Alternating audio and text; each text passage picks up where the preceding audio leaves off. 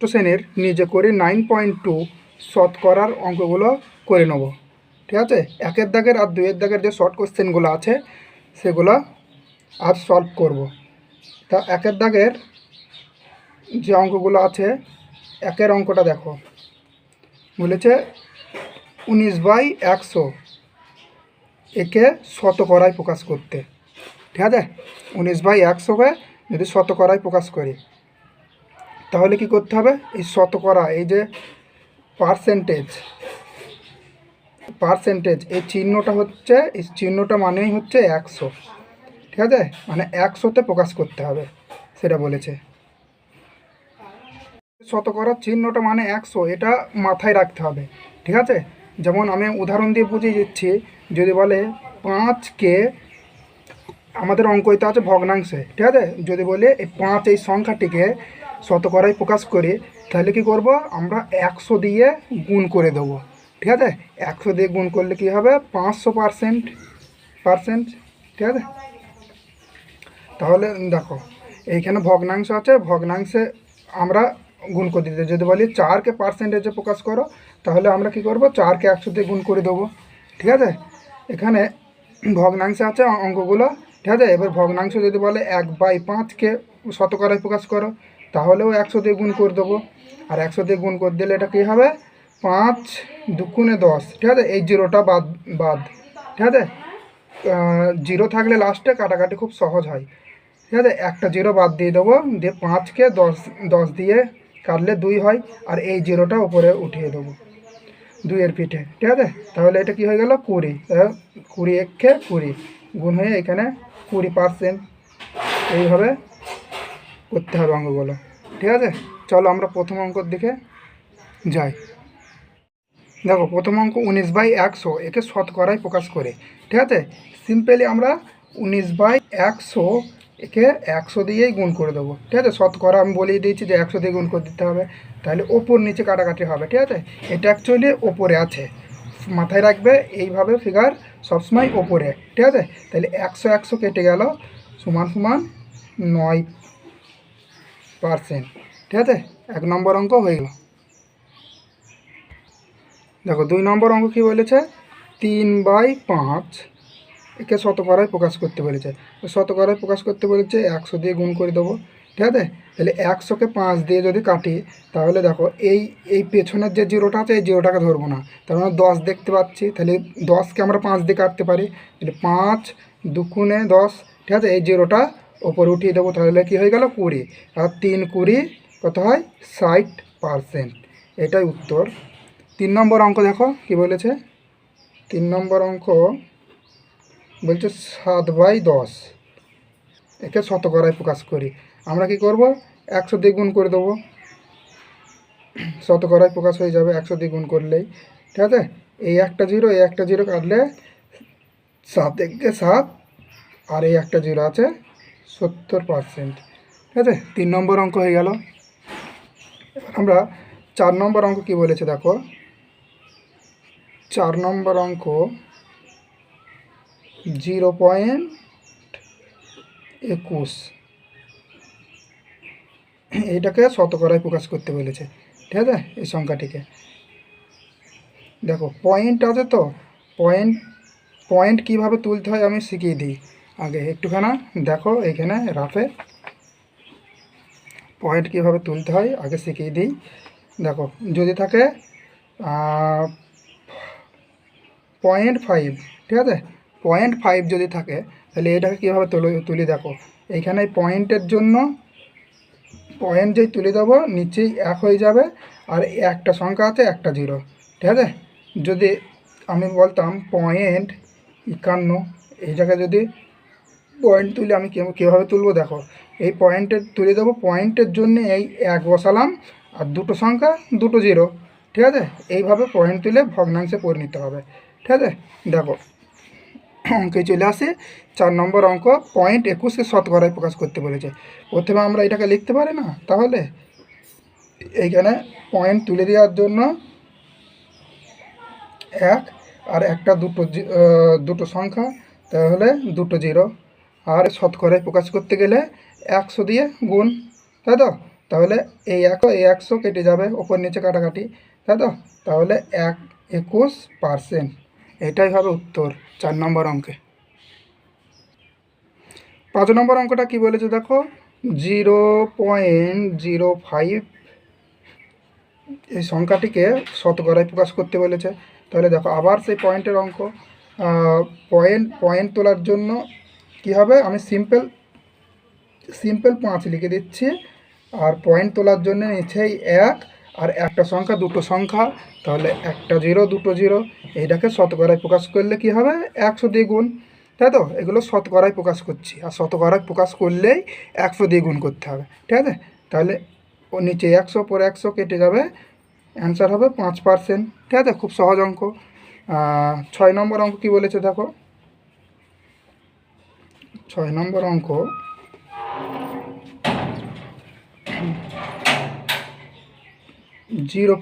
এটা পয়েন্টের অঙ্ক, 0.8কে শতকরায় প্রকাশ করতে হবে। দেখো এইখানে সিম্পল আমি সংখ্যাটা লিখে দেবো যে 8, ঠিক আছে? আর এই দশমিক তোলার জন্য কি হবে 1, আর একটা সংখ্যা আছে একটা 0, ঠিক আছে?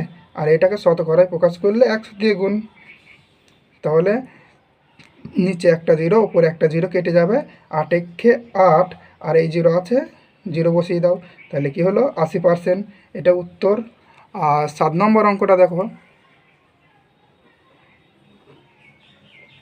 7 নম্বর অঙ্ক বলেছে 3.76, ঠিক আছে? এইটাকে শতকরায় প্রকাশ করতে হবে। দেখো তাহলে আমি সিম্পলি সংখ্যাটা লিখে দেবো যে 376, ঠিক আছে? এইখানে দুটোর আগে পয়েন্ট ছিল, পয়েন্টের জন্য একটা 1, আর দুটো সংখ্যার জন্য দুটো 0, ঠিক আছে? আর শতকরায় প্রকাশ করতে বলেছে, সেজন্য 100 দ্বিগুণ, তাই তো? এই একটা 0 কাটলাম, এই একটা 0, দুটো 0 নিচেই কাটলাম, ওপরে দুটো 0 কাটবো, ঠিক আছে? তাহলে কি বেঁচে থাকলো 376%। 7 নম্বর অঙ্ক খুব সহজ। 8 নম্বর অঙ্কটা দেখো, 8 নম্বর অঙ্কটা বলেছে 8 নম্বর,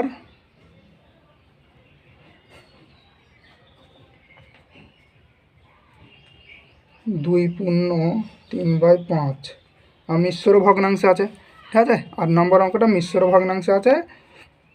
আমরা ভগ্নাংশে কীভাবে নিয়ে যাই দেখো, 5 দুগুণে 10, দেখো এই কোণাকুনি গুণ করতে হবে, ঠিক আছে?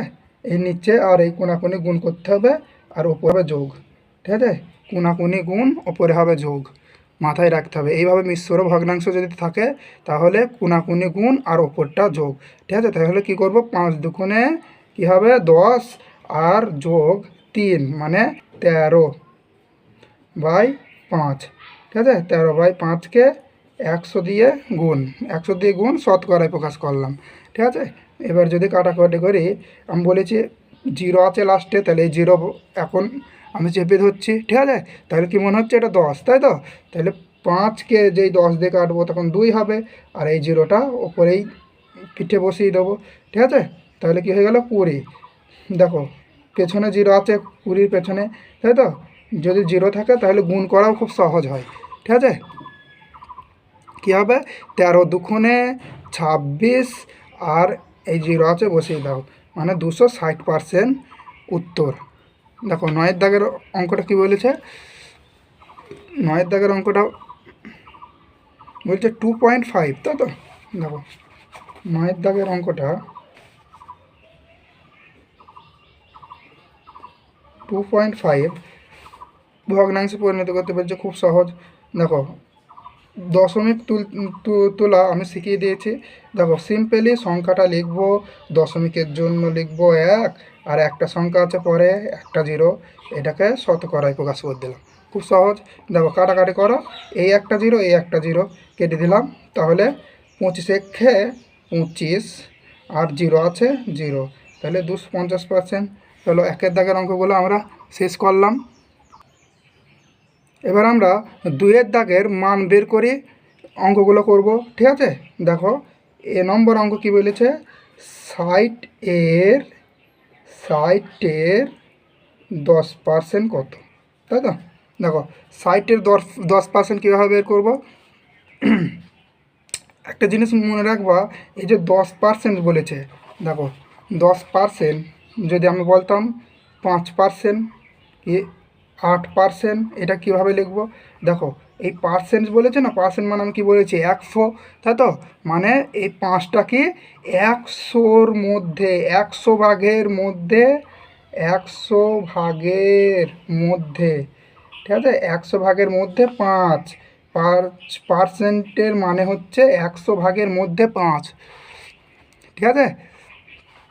যদি বলতাম 8%, তো যদি বলতাম 8%, তাহলে এই যে 100 ভাগের মধ্যে 8, ঠিক আছে, তাহলে বুঝতে পেরেছ। আর 4% যদি বলতাম, তাহলে 4/100, 100 ভাগের মধ্যে 4, ঠিক আছে, এইভাবে লিখতে হয়।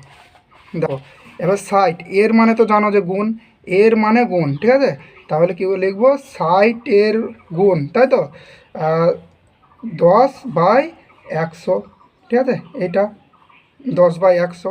দেখো যে দুটো জিরো কাটলাম, ওপরে একটা দুটো জিরো কাটলাম, কী বেঁচে থাকলো 6 6, ঠিক আছে, 6 উত্তর হয়ে যাবে। দেখো বি নম্বর অঙ্কটা কি বলেছে, বি নম্বর অঙ্কটা বলেছে 45-এর 20%,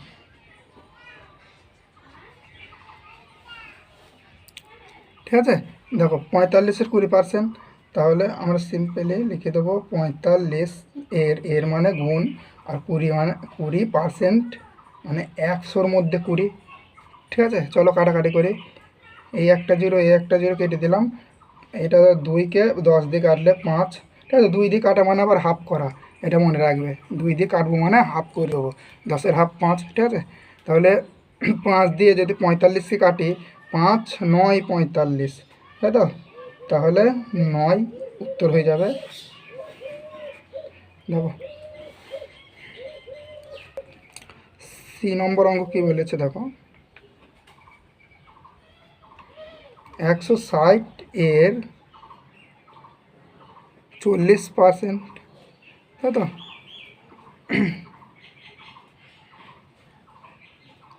160-এর 40% আমি একবারে গুণ দিয়ে দিয়েছি, ঠিক আছে, পার্সেন্টটা জন্য 100, ঠিক আছে, এটা কেটে দিলাম। দেখো এই একটা জিরো এই একটা জিরো কাটলাম, এই একটা জিরো এই একটা জিরো কাটলাম, 16কে 4 দিয়ে গুণ করে দেবো, ঠিক আছে, 16কে 4 দিয়ে গুণ করলে কত হবে, 4 16 64। যদি কেউ নামতা মুখস্থ করতে হবে, ঠিক আছে, 16-র নামতা না জানো, তাহলে 16 × 4 রাফে এটা করে নেবে, ঠিক আছে, 16 × 4, 4 6 24-এর 4, হাতে থাকলো 2, আর 4 1-এ 4 আর 2-এ কত হয় 6, 64, 4 16 64, ঠিক আছে, তাহলে উত্তর হয়ে যাবে 64। দেখো ডি দাগের অঙ্কটা কি বলেছে,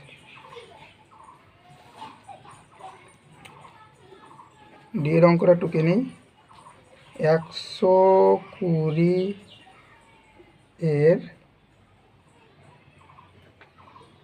30%, ঠিক আছে, 120-এর 30%, দেখো সমান সমান 120 এর জন্য গুণ, এর জন্য গুণ, এর মানে গুণ, ঠিক আছে, আর 30%কে কীভাবে লিখবো 30/100, তাই তো, 100-র মধ্যে 30, দেখো নিচে একটা জিরো ওপরে একটা জিরো কাটলাম, নিচে একটা জিরো ওপরে একটা জিরো কাটলাম, ওপর নিচে কাটাকাটি, ঠিক আছে, কাটাকাটি সবসময় ওপর নিচেই হয়, ঠিক আছে, 3 12 কত হয় 36, 36 উত্তর হয়ে যাবে, ঠিক আছে। দেখো এবার ই দাগের অঙ্কটা, দেখো ই দাগের অঙ্কটা খুবই সহজ, শুধু জিরো কটা কেটে দিতে হবে, 1000-এর 22%, ঠিক আছে। দেখো এটা বলেছে 1000-এর 22%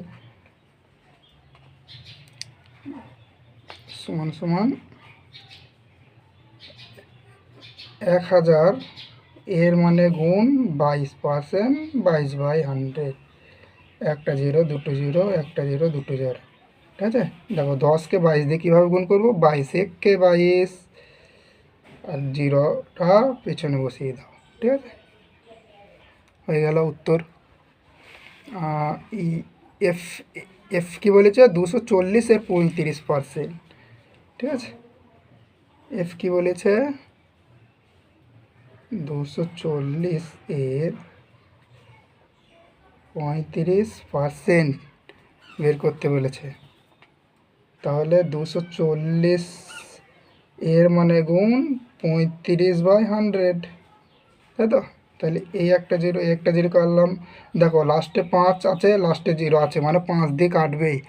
একটা কথা ভালো করে মনে রাখবে, যে লাস্টে যদি 5 থাকে আর লাস্টে যদি 0 থাকে, তাহলে 5 দিয়ে তাকে কাটবেই কাটবে।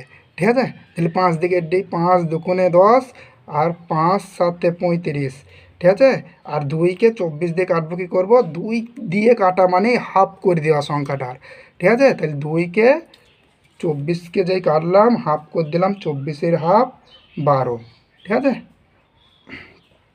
এবার যারা নামটা জানো এই গুণটা করে ফেলাতে পারবা, যে 7 12 কত হয়, 84। ঠিক আছে, 7 12 84, এটাই উত্তর হয়ে যাবে। ঠিক আছে, আর যারা জানো না নামটা, তারা গুণ করে নেবে পাতিয়ে। ঠিক আছে, এফ জি দাগের অঙ্ক বলেছে 800 এর 5%। জি দাগের অঙ্ক বলেছে 800 এর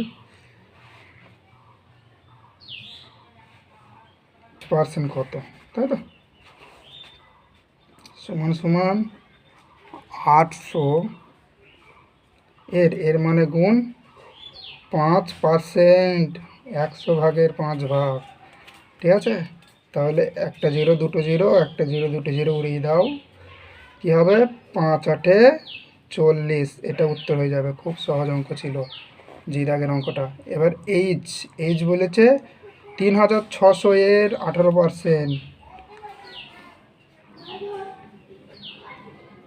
3600 এর 18% কত, তাই তো?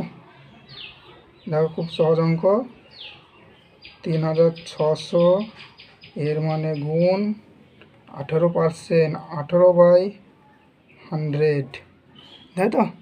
তাহলে দেখো একটা জিরো, দুটো জিরো নিচে কেটে দিলাম, উপরেও দুটো জিরো কাটতে হবে। 18কে 36 দিয়ে গুণ করলেই অ্যান্সার হয়ে যাবে। 18 গুণ 36, এইটাই উত্তর হবে। দেখা যাক কত উত্তর বেরোয়, গুণটা রাফে করে নেই। 36 18, 6 8 48, 8 হাতে থাকলো 4, 3 8 24, আর 4 28, ইন্টু 6 একে 6, 3 একে 3, যোগ করে দিই 8, 8 আর 6 14, 4 হাতে থাকলো 1, আর 2 আর 3 5, আর হাতের 1 নিয়ে 6, আর 648, এটাই উত্তর হবে, 648। ঠিক আছে, আর পরের ক্লাসে 3 নম্বর আর 4 নম্বর অঙ্কটাকে যুক্ত করে দিয়ে আরও কিছু অঙ্ক করাবো। ঠিক আছে, চলো, বাই বাই।